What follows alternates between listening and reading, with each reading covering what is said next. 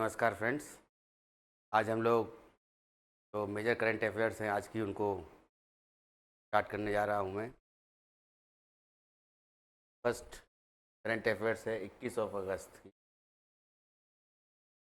पूर्व सेना प्रमुख जनरल एस पद्मनाभन का निधन हो गया है। पूर्व भारतीय सेना प्रमुख जनरल सुंदर राजन पद्मनाभन, जिन्हें सेना में के हलकों में प्यार से पैडी, याद रखिए इम्पोर्टेंट है, पैडी नाम से भी जाना जाता था, का चेन्नई स्थित आवास में वृद्धावस्था के कारण 83 वर्ष के थे। 30 सितंबर 2000 से 31 दिसंबर 2021 तक सेना प्रमुख के पद पर कार्यरत थे। जनरल पद्मनाभन देहरादून में प्रतिष्ठित भारतीय सैन्य कॉलेज, राष्ट्रीय भारतीय सैन्य कॉलेज RIMC और पुणे के खड़गवासला में राष्ट्रीय रक्षा अकादमी के पूर्व छात्र थे। ऑपरेशन पराक्रम में इन्होंने भाग लिया था, के दौरान उनका नेतृत्व किया था इन्होंने, और जिसका उद्देश्य जो है, संसद पर आतंकवादी हमले जब हुए थे 2001 में, 3 दिसंबर 2001 को ये हमले हुए थे, आतंकवादी हमले संसद में, तब जो है ये ऑपरेशन पराक्रम उसको कहा जाता है कि लीड रोल इन्होंने किया था, इटली। और हमले के बाद पश्चिमी सीमाओं पर सैनिकों को तैनात करना, आतंकवादी हमले के बाद में। नेक्स्ट न्यूज़ पर आते हैं। भारतीय तटरक्षक बल के महानिदेशक राकेश पाल का भी दिल का दौरा पड़ने से किया है। भारतीय तटरक्षक बल के महानिदेशक डायरेक्टर जनरल राकेश पाल का चेन्नई में दिल का दौरा पड़ने से निधन हो गया। वह एक कार्यक्रम में भाग लेने के लिए चेन्नई में गए थे। बेचैनी की शिकायत हुई और उसके बाद में राजीव गांधी जनरल हॉस्पिटल में उनको जो है भर्ती कराया गया। अपने पूरे कैरियर के दौरान उन्होंने ICGS समर्थ, ICGS विजित, ICGS चेता कृपलानी, ICGS अहिल्याबाई और ICGS C03 सहित विभिन्न तटरक्षक जहाज़ों की कमान संभाली थी उन्होंने। गुजरात और ओखा और बड़नार में महत्वपूर्ण तटरक्षक ठिकानों का भी नेतृत्व किया था। नेक्स्ट पर आते हैं। दक्षिण कोरिया और अमेरिका ने महत्वपूर्ण सैन्य अभ्यास जो है वो शुरू किया है। ये सैन्य अभ्यास 19 अगस्त से लेकर के 29 अगस्त तक चलेगा और इसमें जो है वार्षिक गर्मियों का सैन्य अभ्यास जो है ये शुरू किया है। इसमें उल्ची फ्रीडम शील्ड UFS के नाम से जाना जाता है इसको, उल्ची फ्रीडम शील्ड। 19 से 29 अगस्त तक चलने वाले इस अभ्यास का उद्देश्य क्या है? देखिए, उद्देश्य जो है वो उत्तर कोरिया को लेकर के है। इस अभ्यास का उद्देश्य उत्तर कोरिया से जारी खतरों के बीच अपनी संयुक्त रक्षा तत्परता को मजबूत करना है। UFS में कंप्यूटर सिमुलेटेड कमांड पोस्ट अभ्यास, फील्ड ट्रेनिंग और नागरिक सुरक्षा अभ्यास भी शामिल हैं। इस वर्ष भारत में 48 फील्ड ट्रेनिंग इवेंट शामिल होंगे, जिनमें उभयचर लैंडिंग और लाइव फायर ड्रिल शामिल हैं।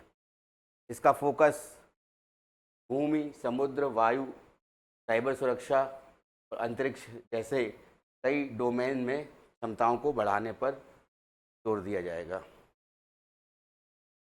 नेक्स्ट न्यूज़ पर आते हैं। इंडोनेशिया, सऊदी अरबिया पश्चिमी जावा में 60 मेगावाट का फ्लोटिंग सोलर प्लांट लगाएंगे। याद रखिएगा, जावा जो है ये इंडोनेशिया का वो द्वीप है जहाँ पे इंडोनेशिया की सबसे ज़्यादा आबादी जो है वह रहती है। दूसरी जो ख़ास चीज़ है कि इंडोनेशिया के जो मुद्रा है वो रुपया है। और इसके साथ साथ जो है इंडोनेशिया जो है वहाँ पर सुमात्रा है, फिर जावा है और ऊपर की तरफ बोर्नियो है। बोर्नियो जो है ये द्वीप जो है सबसे बड़ा द्वीप है वहाँ का, इंडोनेशिया का। सबसे ज़्यादा लार्जेस्ट पॉपुलेशन जो है मुस्लिम समुदाय की है इस देश में, पूरे विश्व में। आगे आते हैं, इंडोनेशिया और सऊदी अरबिया के बीच में पश्चिमी जावा में तागुलिंग जलाशय में 60 मेगावाट का फ्लोटिंग सोलर पावर प्लांट बनाने के लिए सहयोग कर रहे हैं। देखिए, फ्लोटिंग सोलर पावर प्लांट जो होता है उसके बहुत ही फ़ायदे होते हैं। एक तो जो है वो ज़्यादा गर्म नहीं होता है और उसको जो है शीतलता जो है पानी से मिलती रहती है।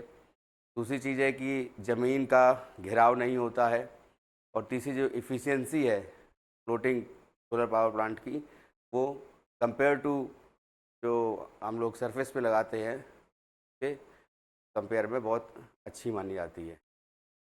यह परियोजना जो है इंडोनेशिया की सरकारी स्वामित्व वाली बिजली कंपनी PLN इंडोनेशिया पावर और सऊदी अरब की ACWA पावर के बीच में संयुक्त उद्यम है। इस पहल का उद्देश्य क्या है?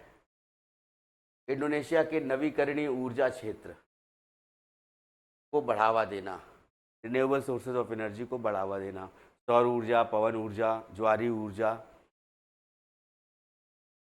जलवायु परिवर्तन के प्रभाव को कम करना है और साथ में ग्रीन हाउस गैसेज उत्सर्जन को भी कम करना है। इस परियोजना का निर्माण जल्द ही शुरू होने की उम्मीद है। वाणिज्यिक संचालन जून 2026 तक लक्षित है। जून 2026 तक जो है इसका संचालन होने लगेगा। नेक्स्ट न्यूज़ पर आते हैं। AMD $4.9 बिलियन में डेटा सेंटर AI इंफ्रा प्रदाता ZT सिस्टम्स, AMD और ZT सिस्टम्स के बीच में ये अधिग्रहण किया है AMD ने, और ये $4.9 बिलियन में ये अधिग्रहण किया है। रणनीतिक लेन देन के मूल्य $4.9 बिलियन है, जिसमें कुछ पोस्ट क्लोजिंग माइलस्टोन के आधार पर $400 बिलियन का आकस्मिक भुगतान भी शामिल है। यह अधिग्रहण AMD के डेटा सेंटर AI सिस्टम और ग्राहक क्षमताओं को महत्वपूर्ण रूप से मजबूत करेगा। इससे उन्हें अपने भागीदारों पारिस्थितिकी तंत्र के साथ बड़े पैमाने पर end-to-end data centre AI infrastructure प्रदान करने की अनुमति देगी। AMD के बारे में यह है कि 50 से अधिक वर्षों से AMD कंपनी जो है ये उच्च प्रदर्शन कंप्यूटिंग के लिए, ग्राफिक्स के लिए और विजुअलाइजेशन की तकनीकों के लिए जानी जाती है और नवाचार को आगे बढ़ाया भी है। ZT सिस्टम जो है ये क्लाउड कंप्यूटिंग के लिए जानी जाती है कंपनी। आर्टिफिशियल इंटेलिजेंस के लिए हाइपर स्केल सर्वर समाधानों का एक महत्वपूर्ण आपूर्तिकर्ता भी है ZT सिस्टम जो। नेक्स्ट न्यूज़ पर आते हैं। अफगानिस्तान उज़्बेकिस्तान ने $2.5 बिलियन के समझौते पर हस्ताक्षर किए। अफगानिस्तान और उज़्बेकिस्तान $2.5 बिलियन अमेरिकी के 35 समझौता ज्ञापनों MOU पर हस्ताक्षर किए हैं इन्होंने। ये समझौते प्रमुख क्षेत्रों में व्यापार, निवेश को कवर करते हैं, जिसका उद्देश्य द्विपक्षीय संबंधों और क्षेत्रीय सहयोग को बढ़ावा देना है। इन समझौतों पर हस्ताक्षर की देखरेख अफगानिस्तान के आर्थिक मामलों के कार्यवाहक उप प्रधानमंत्री मुल्ला अब्दुल गनी बरादर अखुंद और उज़्बेकिस्तान के प्रधानमंत्री अब्दुल्ला अरिपोव के साथ साथ दोनों देशों के सरकारी अधिकारियों और निजी क्षेत्रों के प्रतिनिधियों ने। बयान में कहा गया है कि इनमें से 12 समझौता ज्ञापन जो हैं वो $1.4 बिलियन के निवेश समझौते थे और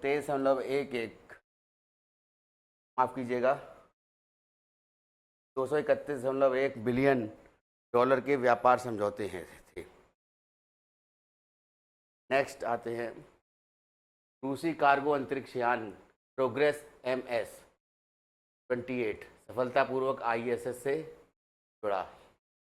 प्रोग्रेस MS-28 अंतरिक्ष यान है ये रशिया का, और राष्ट्रीय अंतरिक्ष स्टेशन ISS जो है वो सफलतापूर्वक जुड़ना स्टेशन के संचालन और आपूर्ति श्रृंखला को बनाए रखने के लिए एक महत्वपूर्ण उपलब्धि है।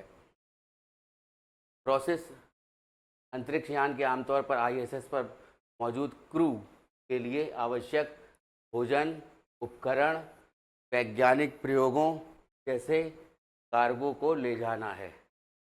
इस अंतरिक्ष में इसको ये जो ISS है, तो इस पर जो ये अंतर्राष्ट्रीय अंतरिक्ष स्टेशन है, ये क्या क्या चीज़ें ले जाता है, तो इसका मतलब है ये क्रू के लिए आवश्यक भोजन, उपकरण और वैज्ञानिक प्रयोगों की ऐसी चीज़ों को ले जाया है।